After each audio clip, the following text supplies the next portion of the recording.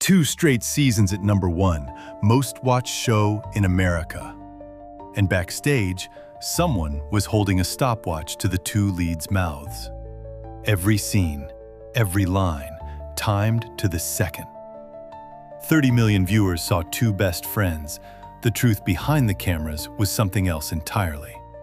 That's one story. Here's another.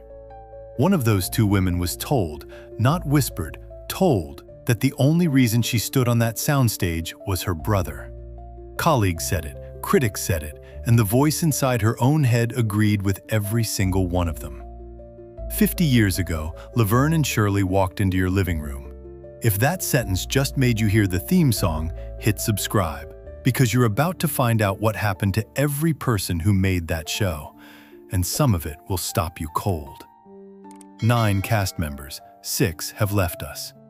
3 are still here, all in their late 70s, all still showing up. But the woman at the center of it all, the one who spent years convinced she didn't deserve any of it, eventually stepped behind a camera and did something no woman in Hollywood history had done before her. Not once, twice. That's where this is headed. Keep that stopwatch in mind, and keep that woman in mind, because both of those stories end in places you won't expect. We begin at #9 with a college football Hall of Famer who walked away from the NFL and ended up trading his jersey for a love scene with Laverne. 176.4 yards per game, 3 straight seasons. That number has been the NCAA career record for yards per game since 1971. Nobody has broken it in 55 years. The man who said it played for Cornell, not Alabama, not Ohio State, an Ivy League school. His name is Ed Marinaro. He finished second in the Heisman Trophy voting, was named an All-American 3 times, and then joined the Minnesota Vikings. 6 NFL seasons, Vikings, Jets, Seahawks. Then a foot injury changed everything. His teammate Joe Namath saw something in him and told him to try Hollywood. Marinaro listened. He moved to Los Angeles, started studying acting, and within 2 years, Gary Marshall cast him on the final season of Laverne and Shirley as Sonny Sanjak, a stuntman, a neighbor, and the man who caught Laverne's eye. 1 season, but it opened a door he never closed. That door led straight to Hill Street Blues. 5 seasons as Officer Joe Coffey, an Emmy nomination, and a career that never looked back. Then Sisters, then Blue Mountain State, then a spot in the College Football Hall of Fame in '91. Ed Marinaro turned 76 this past March. From record-setting running back to sitcom heartthrob to Emmy-nominated cop. Not a bad second act for a man whose biggest play started with a busted foot. Football stadiums hold 100,000 people. The town where number 8 grew up, 574. Arcadia, Nebraska. 574 people. No casting directors, no talent agents, no theater within driving distance for a kid without a car. Leslie Easterbrook didn't start there. She was born in Los Angeles, adopted at 9 months old and raised on the plains by a music professor and an English teacher. Somewhere between wheat fields and her father's piano, she decided she was going to perform. Now picture this. January 30th, 1983. Super Bowl 17. The Rose Bowl in Pasadena. Over 100,000 seats filled. A national television audience stretching into the tens of millions. And standing at the 50-yard line, about to sing the Star-Spangled Banner. The girl from the town of 574.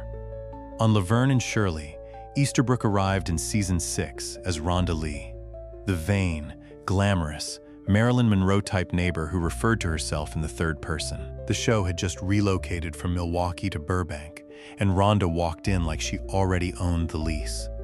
3 seasons.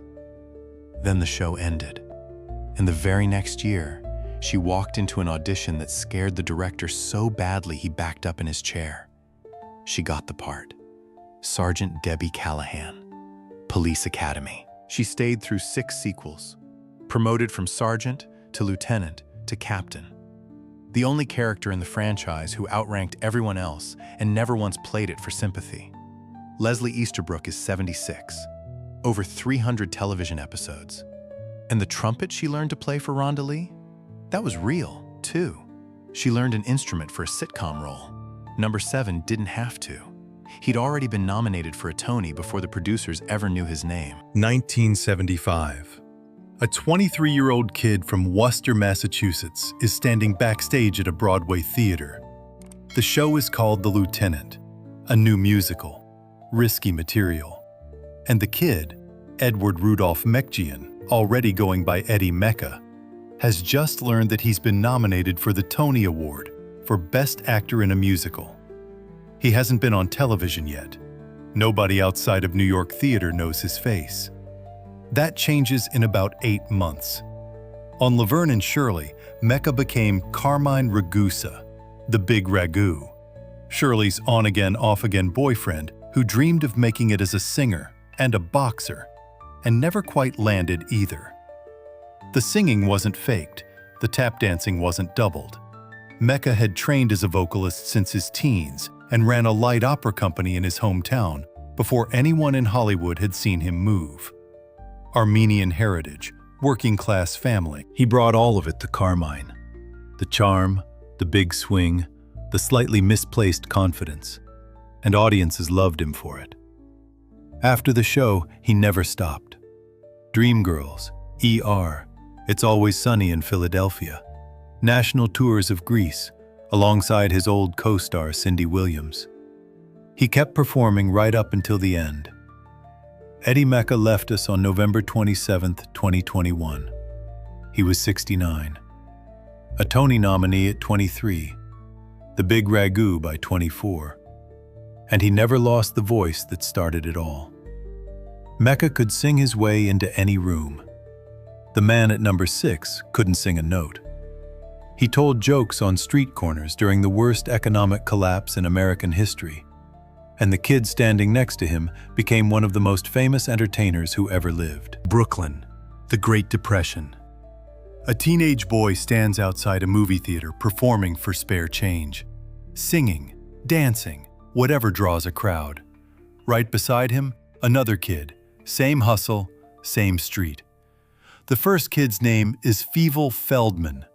The second kid's name is Jackie Gleason. Feldman grew up to be Phil Foster, stand-up comic, nightclub headliner, self-declared Brooklyn's ambassador to the USA. The Copacabana, The Ed Sullivan Show, The Tonight Show. He worked every room that would have him for 3 decades. Then his old friend Gary Marshall called him out of semi-retirement in New Jersey and handed him the role of Frank Defazio, Laverne's protective, gravel-voiced, pizza-making father. Foster played Frank for the entire run, nearly 150 episodes. The guy who never quite said, "I love you" out loud, but made you feel it in every scene. Phil Foster left us on July 8, 1985, just 2 summers after the final episode. A heart attack in Rancho Mirage, California. He was 72. A lifetime of performing. Depression-era sidewalks to your living room. But the woman at number 5 started even higher, then had everything taken. An MGM soundstage, 1949. Betty Garrett is keeping pace with Gene Kelly in Take Me Out to the Ball Game. On an adjacent lot, she's chasing Frank Sinatra through the streets of New York in On the Town. 2 major musicals, same year, same studio. She's 30 years old, and she's a movie star. 2 years later, the phone stops ringing. Her husband, actor Larry Parks, was called before the House Un-American Activities Committee. The blacklist followed. And just like that, a woman at the peak of her career couldn't get hired. Not for a season, not for a year, for over a decade. She didn't vanish. She performed wherever anyone would have her. Las Vegas lounges with half the tables empty. Summer stock theaters in towns that didn't know her name. A voice built for a 40-piece orchestra singing for rooms of 40. She waited. She outlasted it. In 1973, Norman Lear brought her back. Irene Lorenzo on All in the Family. Archie Bunker's outspoken neighbor. She won a Golden Globe. Then came Laverne and Shirley. Edna Babish, the 5-time divorced landlady who finally fell for Frank Defazio and married him. The woman blacklisted in her 30s was beloved again in her 50s. If you had a favorite Edna and Frank moment, put it in the comments. Because Betty Garrett earned every single one of those laughs the hard way. She left the show in '81 for a Broadway run, and she never really stopped. The Golden Girls, Becker, Grey's Anatomy. She was performing into her 80s. Her very first stage role, as a teenager, was in a production directed by Orson Welles. Her last credited work came nearly 70 years later. Betty Garrett left us on February 12, 2011. She was 91. From Orson Welles to Grey's Anatomy. That range doesn't happen twice. But something else is about to happen that doesn't happen twice either. 2 college kids in Pittsburgh once invented a bit to make each other laugh in acting class. One of them kept that joke going for half a century. The other one was keeping a secret for most of it. You heard it before you saw him, every time. The door swings open, that nasal, buzzing voice hits the room like a wrong note played on purpose. Hello! And whatever Laverne and Shirley were doing, arguing, scheming, falling off a couch, it was over. Squiggy had arrived, and Lenny was right behind him. David Lander created that entrance in an acting class at Carnegie Mellon in the late 1960s. Not for a show, not for a grade, just to make his classmate Michael McKean crack up. McKean played Lenny. Lander played Squiggy. They took the bit to parties, then to an improv troupe called The Credibility Gap, then to Los Angeles. When Gary Marshall needed 2 oddball neighbors for his sister's new sitcom, Penny Marshall told him to watch these guys. The producers hired them as writers, thinking maybe Lenny and Squiggy would pop up once or twice. They appeared in almost every episode for 7 years. Even cut an album together. Lenny and the Squigtones, 1979, with a young guitarist credited as Nigel Tufnell. That guitarist was Christopher Guest. The name was a joke. It became a movie 5 years later. Here's what the audience never knew. In 1984, 1 year after the show wrapped, David Lander sat in an examination room at Cedar's Sinewark Medical Center. A doctor told him he had multiple sclerosis. His first decision had nothing to do with treatment. It was about silence.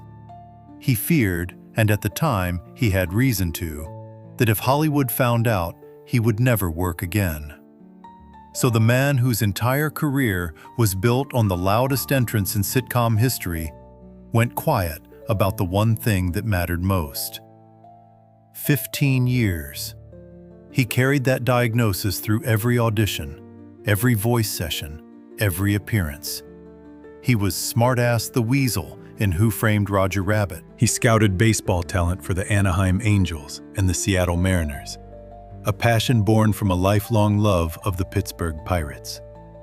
And through all of it, he said nothing. In 1999, Lander finally went public. He became the Goodwill Ambassador for the National Multiple Sclerosis Society.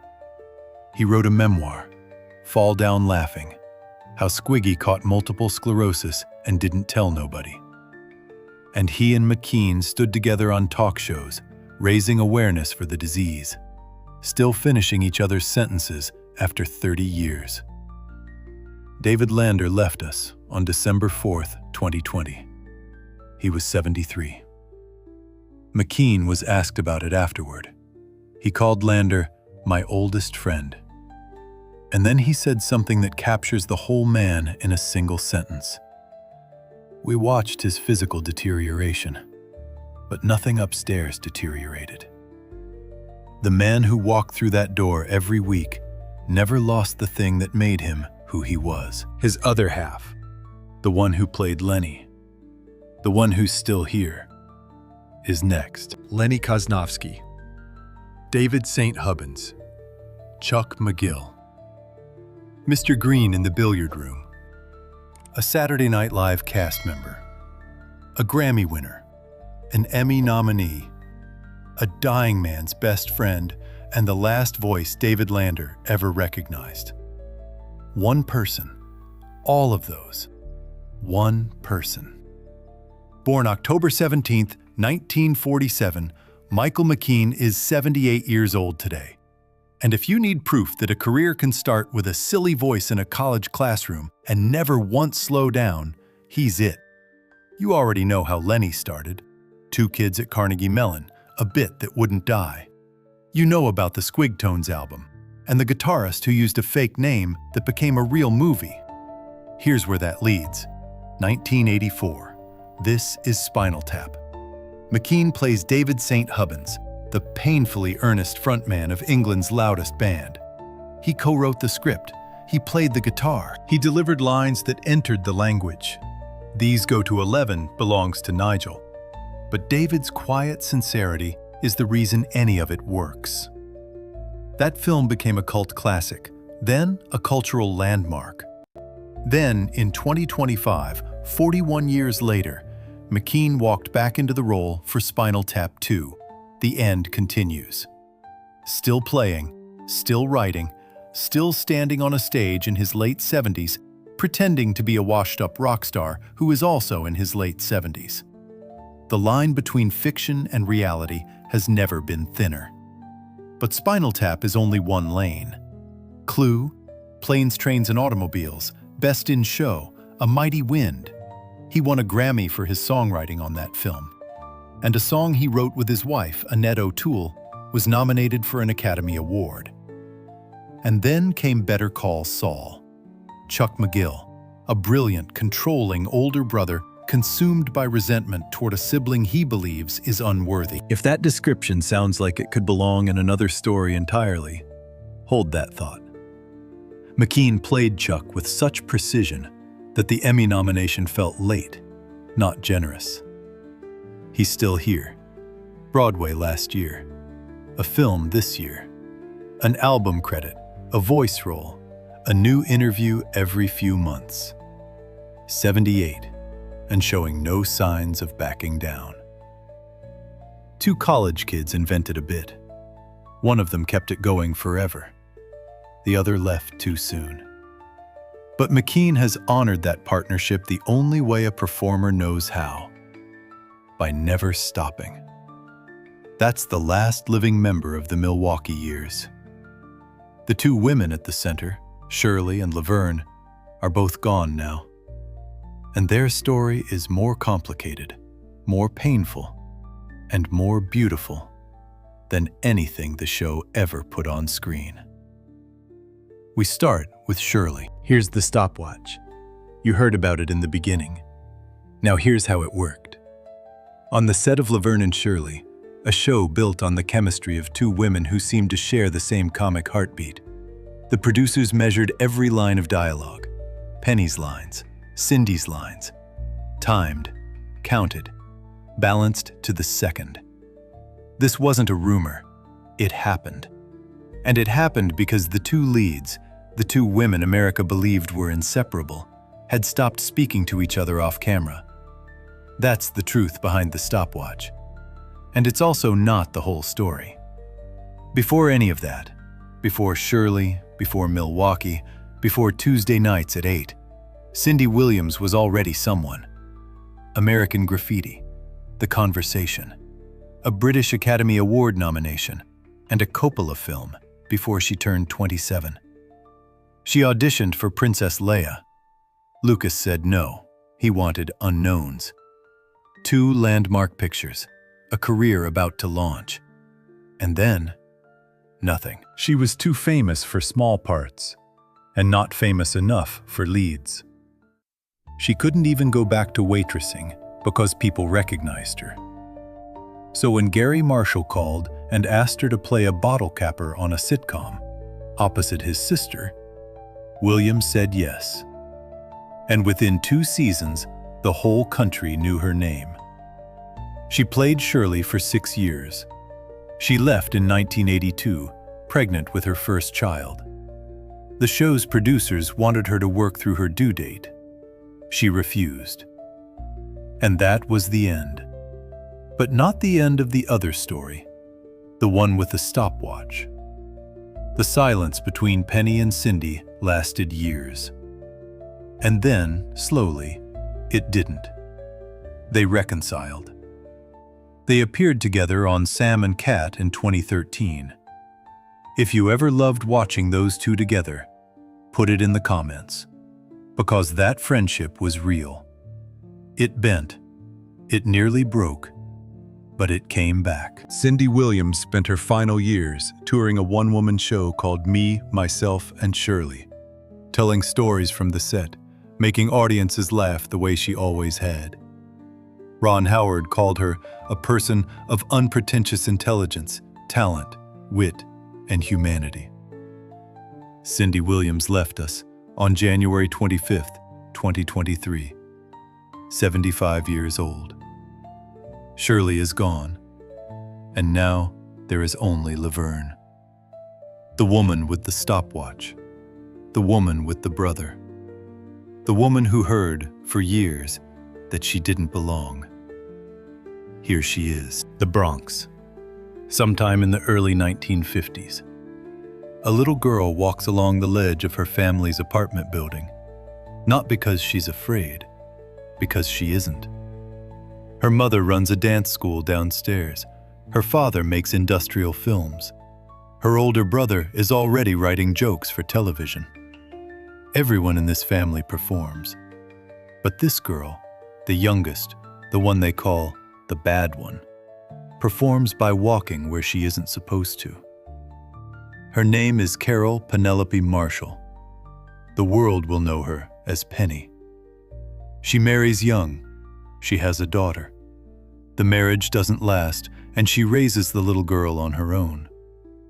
By her mid-20s, she's in Los Angeles, following her brother Gary, the one who already has credits on The Dick Van Dyke Show. She gets small roles, a secretary on The Odd Couple, 2 episodes of The Mary Tyler Moore Show. She auditions for All in the Family. She doesn't get it. Nobody is building a career around Penny Marshall. Not yet.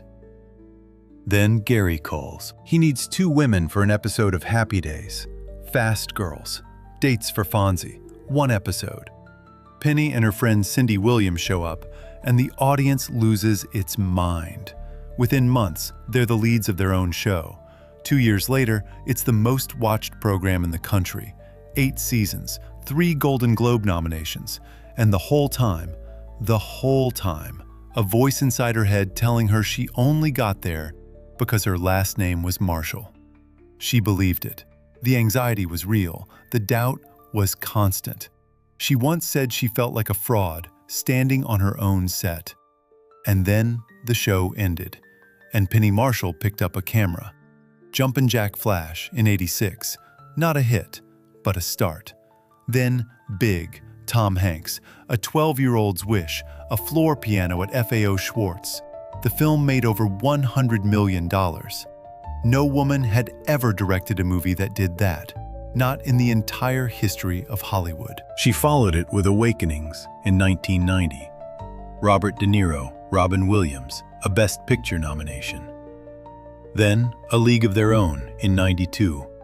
Gina Davis, Madonna, and a story about women who played baseball when the men went to war. Another $100 million. She was the first woman to do it once. Now she'd done it twice. Nobody else had. The girl they told didn't belong. The actress, they said, only got the part because of her brother. She didn't just prove them wrong. She outlasted the argument entirely. Penny Marshall's best friend was Carrie Fisher. She was godmother to Fisher's daughter, Billy. They were the kind of friends who never had to explain themselves to each other. Penny Marshall left us on December 17, 2018. Complications from diabetes. She was 75. She walked on ledges as a kid. She walked on ledges her whole life. And she never once fell. 6 of the 9 people who built this show are gone. Final chapter. Phil Foster left us in 1985, just 2 summers after the final episode aired. He never saw what the show became in reruns. But every time a father on a sitcom says, "I love you," without actually saying it, Frank Defazio is in the room. Betty Garrett left us in 2011, a woman who danced with Gene Kelly, survived the blacklist, and came back stronger in her 50s than most people start in their 20s. Penny Marshall left us in 2018. She stood in front of a room full of people who said she didn't belong, and then she broke every record they told her she couldn't reach. David Lander left us in 2020. He kept the funniest entrance in television a secret from the disease that was trying to silence him. And when he finally spoke, he helped thousands of people find their own voice. Eddie Mecca left us in 2021, a man with a Tony-caliber voice who chose to spend his career making people smile in living rooms instead of concert halls. Cindy Williams left us in 2023. She bent a friendship nearly to breaking, then bent it back, and spent her last years on stage, still telling the stories, still getting the laughs. 3 remain. Ed Marinaro, Leslie Easterbrook, Michael McKean. All in their late 70s, all still working. 50 years. That's how long it's been since 2 women linked arms and walked into your Tuesday night. Since a nasal voice kicked open a door and yelled, "Hello."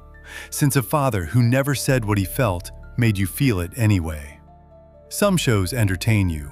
Some shows move in. Laverne and Shirley moved in, and 50 years later, it's still there. In the theme song you can hum right now, in the voices you just heard, and the fact that you stayed all the way to the end of this video to hear every single one of their names.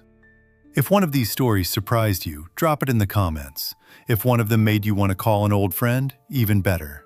And if you want more stories like this, where we walk through the cast of the shows you grew up with and find out what really happened, hit subscribe. We do this every week. These 9 people gave us something worth remembering. The least we can do is remember them well.